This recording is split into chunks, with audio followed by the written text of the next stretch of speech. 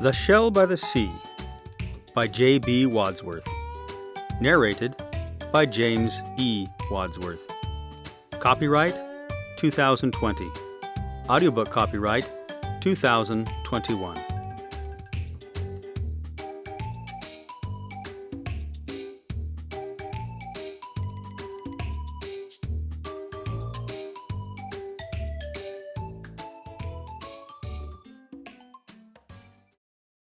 Not long ago, by the side of the sea, lived a very large turtle named Timothy. Each day he'd roam in a mood somewhat gray. Each night he came home, feeling much the same way. "It's this shell! It's this shell! It's this shell!" he would cry. "No animal I've seen has a shell such as I. Not the elephant, the zebra, the camel or giraffe. Not the monkey, the lion or buffalo calf. Not the hippo, the tiger, or even the rhino. Not one has a shell that's like mine, not that I know." Things would be easy, things would be swell, if I could be rid of this miserable shell. I'd find other creatures to be my friends. The dullness of life would soon come to an end. A monkey's life is the life for me, gracefully swinging from tree to tree. Now that my decision is made, I'll just leave my shell near this tree, in the shade. The jungle was dark. He'd never dare sleep. Too many things going slither and creep. High above, monkeys frolicked like clowns, swinging on vines that hung all around. Upward he climbed from one branch to another. At the top he looked down, crying, "I want my mother." He took a big gulp.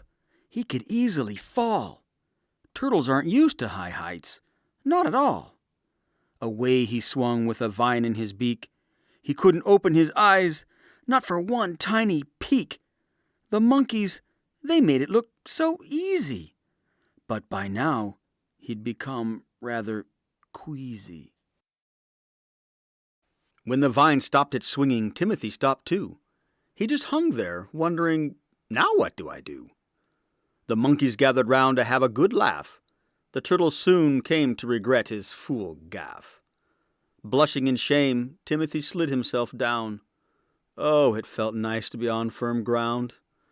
Away he crawled as fast as he could, to free himself from that dense, dark wood. The monkeys now laughed him right out of the jungle. You have to admit, it was quite a bungle.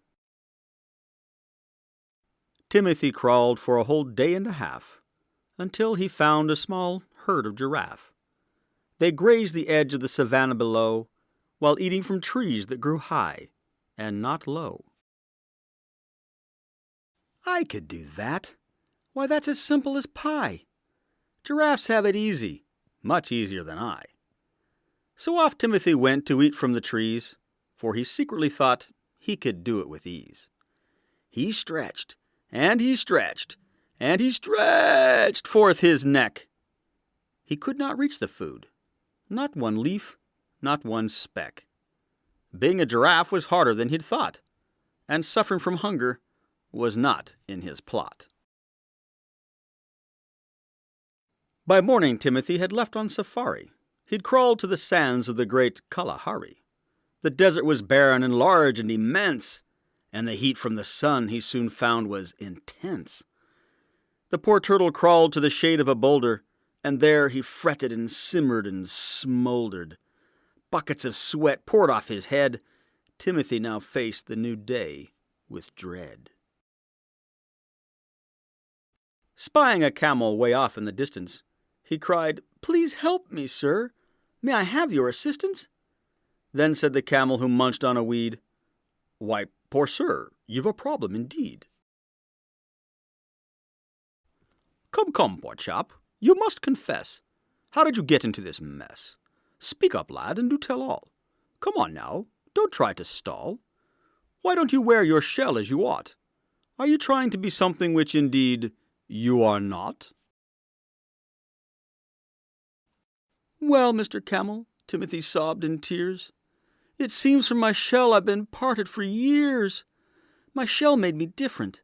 No animal was like me. so I left it in the shade of a tree by the sea. Oh, how I'm sorry and wish to go home. Now on the seashore with gladness I'd roam. But in this shade without water I'll die. Outside of this shade with no shell I will fry. The camel jogged toward the boulder in haste. When a life is in danger, there's no time to waste. Hop on my back and we'll go to the shore, for you'd likely find life as a camel a bore.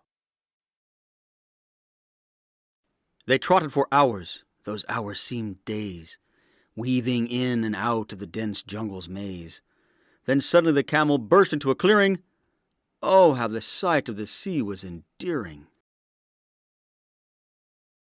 Down the long beach in the shade of the tree sat his old shell, and he shouted with glee, "It's me, Shell! It's me, Shell! I've come home to stay, and outside of you I won't spend one more day." Now safe in his shell, he felt rather glad. He'd found being a turtle was not all that bad.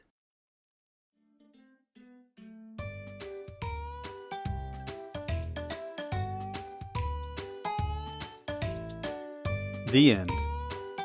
We hope you've enjoyed listening to The Shell by the Sea by J.B. Wadsworth, narrated by James E. Wadsworth. Please leave an honest review for us on Amazon and Audible.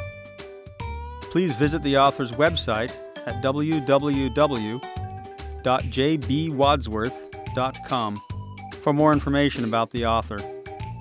J.B. Wadsworth also writes historical fiction with a romantic twist for the nostalgic reader.